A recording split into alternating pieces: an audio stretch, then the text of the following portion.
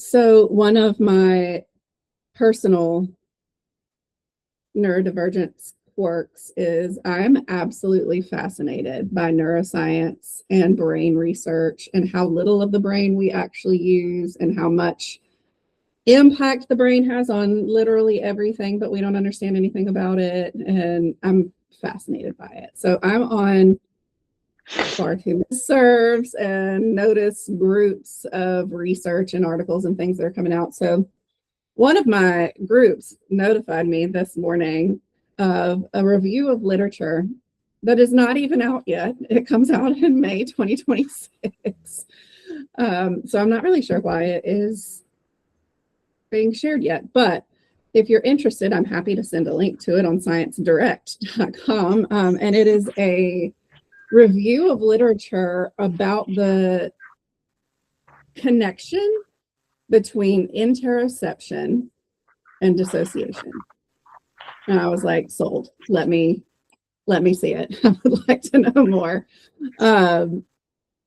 The title of the article is "I'm Not Here, This Isn't Happening." And I was like, yes, absolutely. Let me see. So in this thing, they reviewed over 3,000 articles that were supposedly related to interoception, dissociation, or both. So interoception is that hidden sense that we have that creates an awareness for us of internal processes. It allows us to identify things like hunger cues, bathroom cues, pain, discomfort, need for shift in posture, or anything that's happening coming from the inside of our body. Interoception is the sense that helps us decipher that and understand what it is that we need to do with it. And we've talked a lot in this group about how that's one of the hidden senses that many people with neurodivergent brains struggle with a lot. Just at baseline, there is a lesser degree of awareness on what is happening inside, which lends itself really well to things like hyperfocus and fixating on my favorite things to do. Lends itself really well to that. Allows me to work through an entire slide deck in Canva for hours and hours without realizing that I have not gone to the bathroom or eaten. Because who needs it when you are hyper-focused on something that you're putting together in Canva, etc. So out of these 3,000 some articles, there were only 8 that met criteria for this study, which was also surprising to me. And I dove into it more and I was very curious. And ultimately, what it came to is a whole lot of review of literature to say we don't understand. A whole lot of examination of things for the conclusion to be, this is puzzling. And what do we do about it? And what that really just puts out there in general is just highlights that lack of understanding or lack of ability to sift through what different brain impact is on different things. And we also have talked a lot in this group about how so many experiences have overlaps. And there's a chicken or the egg with a lot of different stuff. But there is a lot of overlap between many different things because our brain is just one organ that's responsible for so much. So there's the overlaps between things like the way that substance use impacts the brain and the way that trauma impacts the brain. There's the overlaps between the way that anxiety shows up with symptoms and the way that ADHD shows up with symptoms. There's just so many things that are happening that we can't pinpoint in one direction or the other. And it really seems like this is another one that goes in that bucket. And I still just find it fascinating. So thinking a little bit more, again, let me know. I'm happy to share this inconclusive article that's not published yet with anyone that's interested, because it certainly got me fired up. So the new overlap that this has created is what experiences belong in the trauma bucket and what experiences belong in the neurodivergence bucket, and what experiences are chicken or the egg, and we can't put them in either bucket because they're really in both. So we talk a lot here about how neurodivergence is not pathology, it's biology. It is baseline differences in the way that our brains process information and input. And it is present for a variety of different reasons, but it is not a choice. It's not something that we necessarily have control over, and it's not necessarily something that the goal would be to change.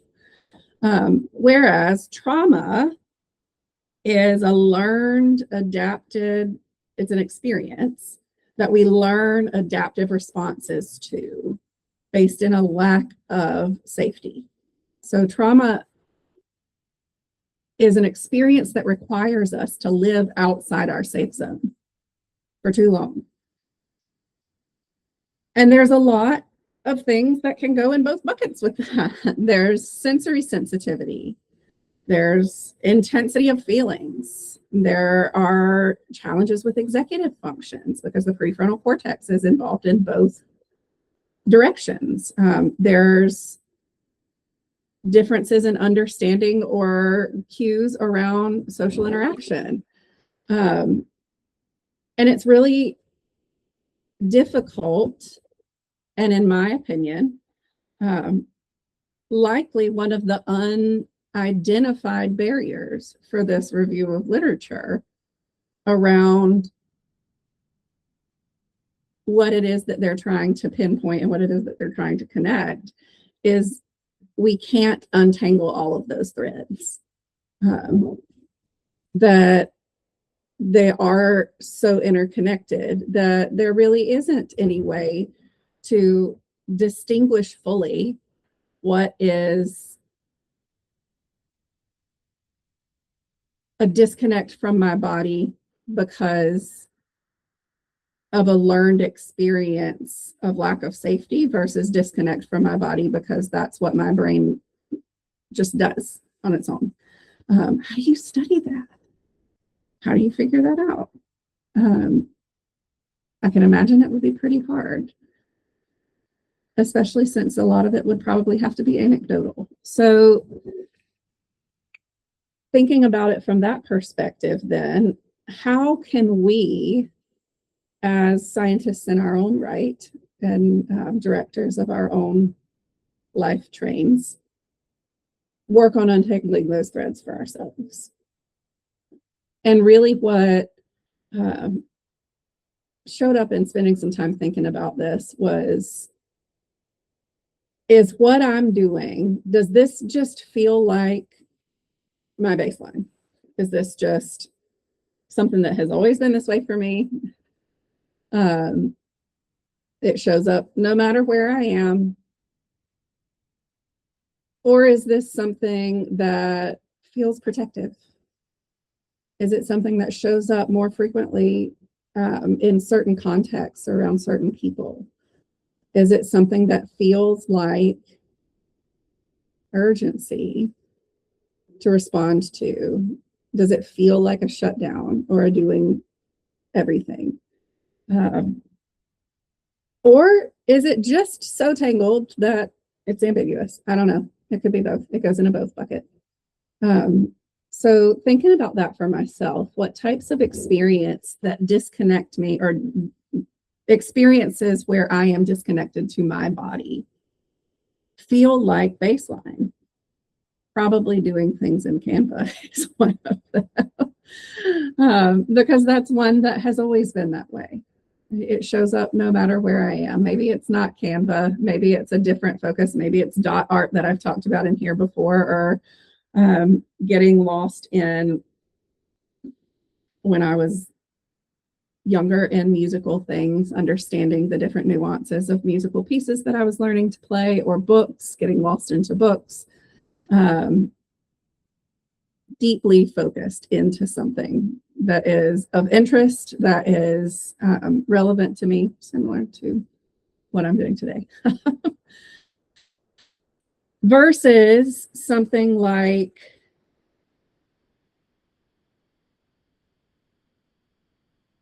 hypervigilance, or my attunement to everything that's happening in my environment at any given time. Where my baseline is very focused on the things that I am passionate about and that I enjoy. My operational self, most of the time, is constantly scanning to, I have an awareness of what sounds are coming from what rooms, and whether those are, the heaviness of the steps, whether or not those are representative of a person or a pet, and all of the different things that are happening within my environment, anything that changes, I am aware of. And that, to me, that degree of hypervigilance of my environment, to the point that I personally don't like to be in any environment where there are things happening behind my back. Like if we're out to eat or something, I need to sit close to a wall, or in a corner or something like that, where I can see what's happening. That feels more protective to me. That feels a little bit more like a disconnect from myself and awareness of what's happening around me as a learned behavior based in lack of safety. So in thinking about untangling these threads, and what may show up for others,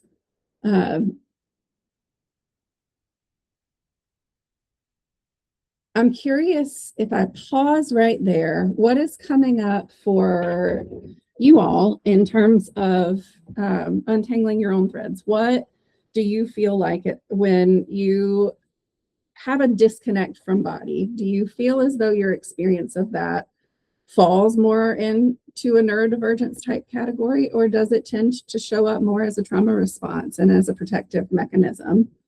Or is that something that maybe we're still working on and not quite in full understanding of yet?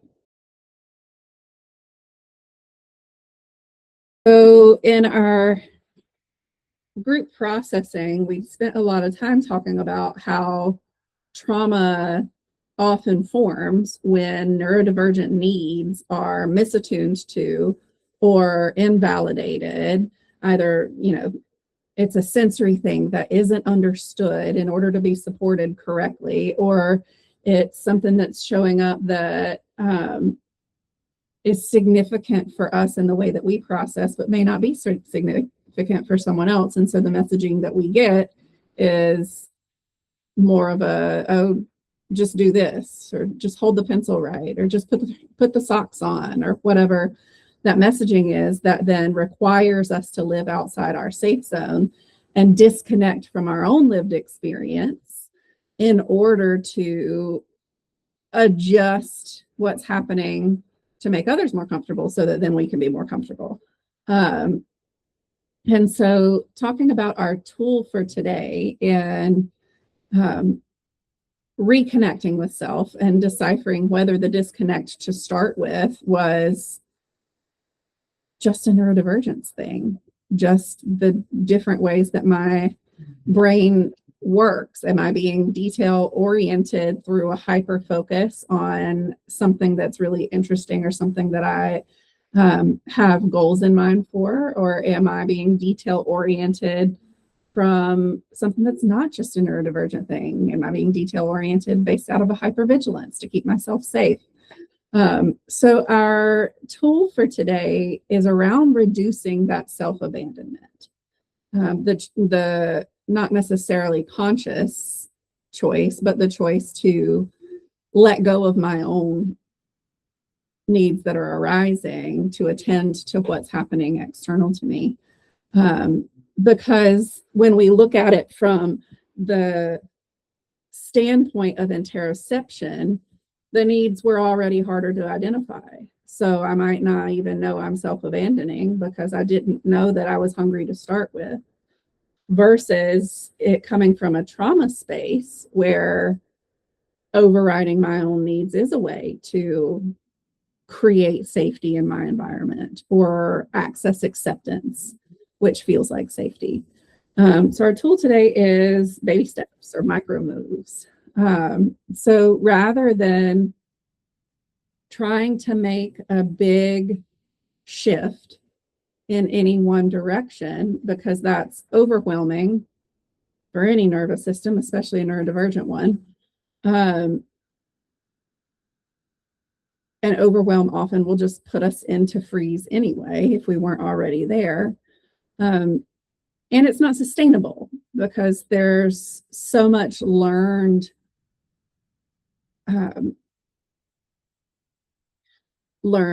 interaction, learned behavior, learned things that happen in our, not just for us, but in the society that we live in the way that we interact and support or not those around us. With neurodivergence, a baby step might be to consider what would make where I am right now just 5% better, or what would make what I'm doing right now 5% easier. It doesn't necessarily have to be a grand leap, but taking a moment and saying, what would make where I am right now just 5% better? For me, 5% better might just be readjusting my leg because my hip was uncomfortable, or picking up my rock because I forgot to do that earlier, or something as small as trimming a hangnail that was bothering me and I was messing with it, and now if I trim it, it's gone and it's not bothering me anymore, but it makes my capacity for where I am and what I'm doing 5% better from where it was, and that's an improvement. Or what would make what I'm doing 5% easier? So something like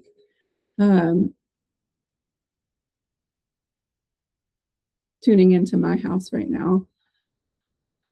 If I just turned the TV off in the other room, and that was one less thing that was happening in the environment that my nervous system would just auto attune to. Or maybe it's something like shifting the brightness on my screen so that I can have an easier time of processing visual input. Little things that allow us to experience a tad more comfort in where we are and what we're doing, that over time accumulate to an experience for our nervous system of attunement, of validation, and of safety, just in baby steps.